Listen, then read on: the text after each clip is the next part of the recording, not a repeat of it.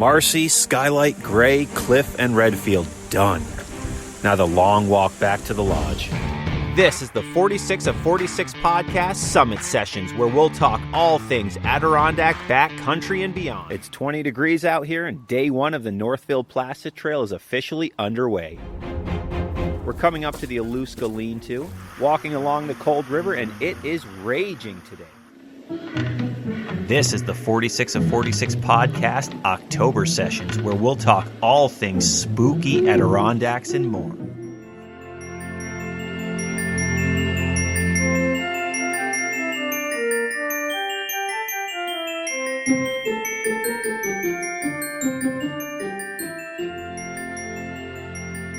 Hello, everyone, and welcome to a very special end of the year 2020 46 of 46 podcast behind the scenes recap. This has been quite the year, certainly, obviously, and however, this year has allowed me to put out a ton of episodes, and I thought it would be fun to just kind of do a recap and go back and visit some of those episodes and just kind of talk about it in a behind the scenes sort of fashion. You know, people love those behind the scenes parts on the DVD, so I thought, let's do something similar to that and tell some stories about these episodes or these hikes or the guests that I had on.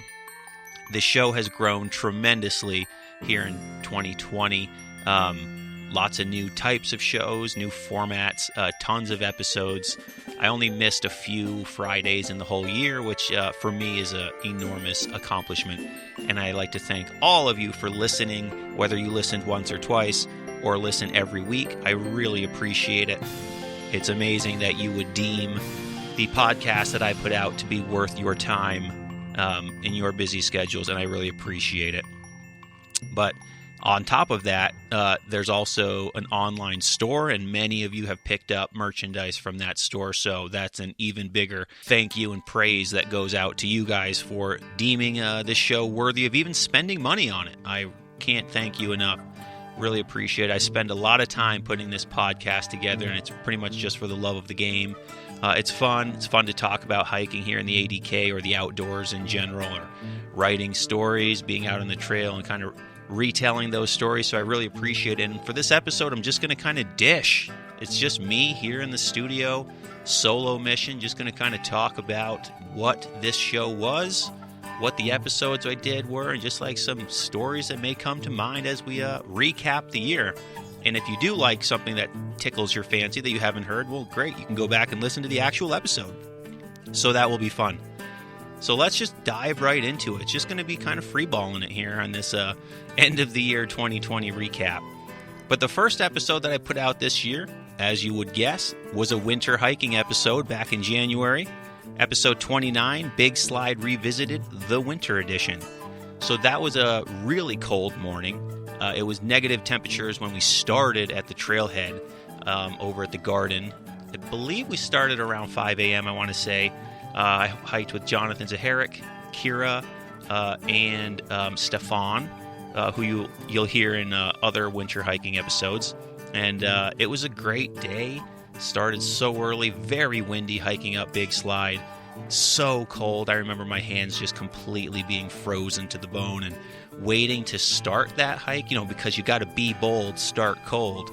So I remember being in negative temperatures, just standing in the garden. I was ready far sooner than the rest of them. So I was just kind of trying to move around and jump around and warm up a little bit without wanting to put my coat on because, you got to be bold, start cold when you're out in the winter. And it was an absolutely incredible hike. The snow, we basically broke trail, but there wasn't really that much snow on the trails. They were pretty broken out nicely. But that was pretty much in my brain the quintessential Adirondack winter high peaks hiking mountain. It was just fluffy Dr. Seuss snow on all the trees. And on Big Slide in particular, once you get past the third brother, it's a nice long hike up towards the summit. Pretty flat, small elevation gain. And that whole section, because there was just like so much powdery snow all over the trees, you were basically like walking through a sound booth. It was silent walking through because so much snow was on the trees. It was, it's definitely a mountain that I'll remember hiking for a long time. We didn't make it to the summit for sunrise, though. We started a little too late, but fortunately, on Big Slide, you can still get the sunrise from so many different places throughout the hike. That's why that's one of the best mountains in the Adirondacks for sunrise. Perfect mountain for that. But yeah, we made it to the summit, and it was a terrific day, terrific start to the winter hiking season for me. That was the first official winter hike that I did. Official winter hike being starting after December 21st. But as we know, it's winter far sooner than that here in the ADK. And then the next episode 30, Rooster Comb Mountain, short but sweet. So that was a throwback to the summer. I actually had recorded that episode back in the summer of 2019. And I just never got to editing it and putting it out, or writing it even. That was just kind of like, hey, this would be a fun throwback because I was cold and I was like, I want to think about summertime. And Rooster Comb Mountain is a terrific mountain. Highly recommended if you've never gone. It's a great kind of starter mountain as well. It's short and sweet. And you walk through a ton of huge pine tree forests as you're climbing up that mountain. Just lots of sections of giant pine trees. Really awesome mountain. And then once you get to the summit, it's nice and big. Nice rock ledge overlooking right in front of the high peak, Lower Wolf Jaw. And then you get other high peaks views as well when you're up there. Great episode and a great mountain. Then we move on back into the winter, back into the cold. Phelps and Tabletop, episode 31, was the next episode that I tackled. And that was an awesome day on the trail as well with Jonathan and our new buddy Stefan. Shout out to both of you. And it was a really terrific day. We planned to sunset on Phelps. So we started later in the morning / maybe it was even the afternoon at this point. I don't recall exactly. It was probably like late morning. But we went up Tabletop first. And that day on Tabletop was it was as perfect as it can be in the wintertime. You see all these awesome pictures of people hiking in the winter and, sunny bluebird day. It was just perfect. All the trees on top of Tabletop were just frosted over. You just felt like you were in a totally different world when you're up there. And not too bad. I remember my beard being completely frozen. I looked like Santa Claus, so that was good. Love looking like Santa Claus when you're out there on the trail in the wintertime. And then we caught the sunset on Phelps. We got up there for, probably about 30 minutes before the sun went down, which is just ideal because then you get the whole picture. You get the whole experience of the sun going down. It's kind of like a sunrise hike. If you get there, if the sunrise is 7 o'clock and you get there at 6:55, well, you kind of miss the whole point of the sunrise hike. You always kind of want to be there 30 minutes before the sun is rising or the sun is setting. So we actually made it up there at the exact perfect time, threw some layers on, and just watched the sun set. And from Phelps, it sets over the McIntyre Range. Just the colors were absolutely incredible. You can see some pictures of that on my Instagram page or Jonathan Zaharik's Instagram page. I think he also included a picture of that day in his new calendar that's out, 2020 calendar. Pick one of those up if you can. It's awesome. But yeah, that was such a good hike. Winter hiking on really nice days in the high peaks, it's hard to beat it. I just think it's so much better than anything on a nice sunny bluebird day. A lot of people really like that winter storm hiking sort of thing. I enjoy that on small mountains. I'll go up Van Hovenberg or Mount Joe, or I'll go up, small mountains like that on a stormy day because it's fun, but it's also super not that dangerous on these small mountains that I've been up many times before. But I don't like to go too deep into the high peaks on the stormy days. So that day on Phelps and Tabletop was bluebird, perfect. A little chilly as I recall, but overall a fantastic day on the trail. Moving on, episode 32 was with Jonathan and Kira. Shout out to Kira.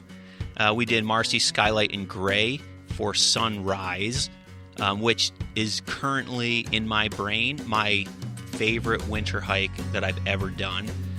It was my first time sunrising Marcy, and let me tell you something.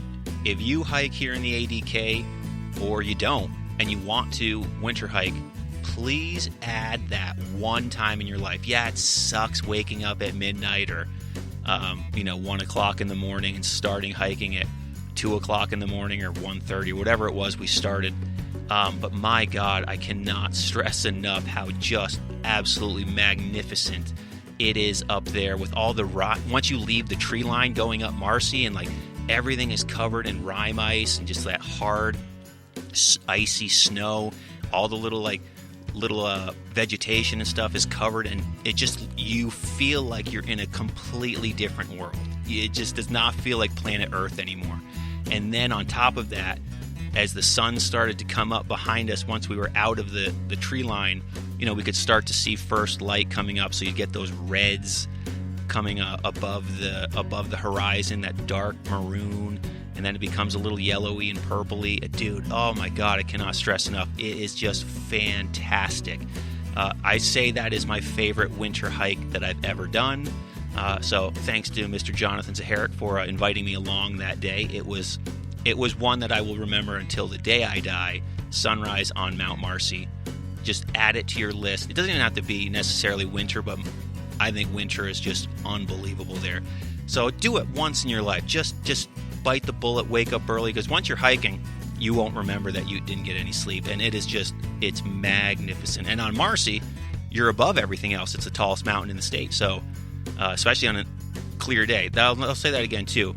If you are going to sunrise it, make sure the weather's going to be clear so that you get the full picture. And don't start too late and miss it, because if you start early and then you don't even make it there, what a waste. But yeah, it basically felt like I was in a totally different world. And then we went down to Skylight, and the snow was like fluffy and beautiful, and we went up to Skylight, and it was like the same thing. And then we had a nice lunch at the Four Corners, which was really fun. It's cool being at the Four Corners, because it's like a kind of an iconic place here in the High Peaks. Not that it's like that interesting to look at, but it's just, you say the Four Corners to anyone who hikes in the High Peaks and they know exactly what you're talking about. But it's just fun to just be there. I often talk to Jonathan about how we'll just be going through life, and then randomly, just like the vision of the Four Corners will pop in your head, or like the summit of Mount Colden, or Feldspar Brook. It's just like these random spots in the High Peaks or anywhere in the park, and those come to your mind, and you just think like, man, that place exists right now. It's just sitting there, over there, just like waiting for me to go there. But I'm not going there, but I feel like I should because it exists. It's a weird feeling, but it's always fun to just think about those spots. And for me, the Four Corners comes in my brain pretty regularly. So I really enjoy just being back there at the Four Corners. It was my second time ever being there, actually. Yes. Well, yeah, second day ever being there. It was just a cool spot just to sit there, have a sandwich, and in the very high powdery snow that it was that day. And then we went up Gray, which we were a little concerned about it being steep and harder to get up, and might have been a lot of ice. But actually, Gray was the easiest peak of the day. And actually, I found it to be an easier hike in the winter than it was in the summertime. At least on that day it was. So that ended up being definitely, so far to date, my favorite winter hike overall, specifically due to the unbelievable sunrise on Mount Marcy that it was. And I also put out that week, which was February 14th. Happy Valentine's Day. But that was the day that Marcy Skyline Gray came out, and I put out a live from the trail episode, a little bonus episode that I put together, which is basically just the whole hike from solely the live sound bites that I record out on the trail. So yeah, that's a long-winded answer about Marcy Skyline Gray, but as you can tell, I was pretty into that day. And then moving on, the next week, February 21st, episode 34, I put out an episode called Owl's Head, a local favorite. Owl's Head Mountain, there's a number of them here in the park, but this was the one on Route 73 as you're going down the hill towards Keene. It is indeed a local favorite. However, due to people's poor parking practices, as I mentioned in the episode, it's only open during the weekdays. The homeowners on that dirt road where the trailhead is basically were like, nope, I don't want people on this road anymore, because people were parking where they couldn't even get into their own houses. Clearly a problem. But parking being a problem here in the park, crazy. Yeah, anyways, that's another issue. But that episode was fun, and that was one of those, as I was mentioning about going up stormy days. I like those stormy days, especially in the winter, on small mountains like Owl's Head. Owl's Head's a 15, 20-minute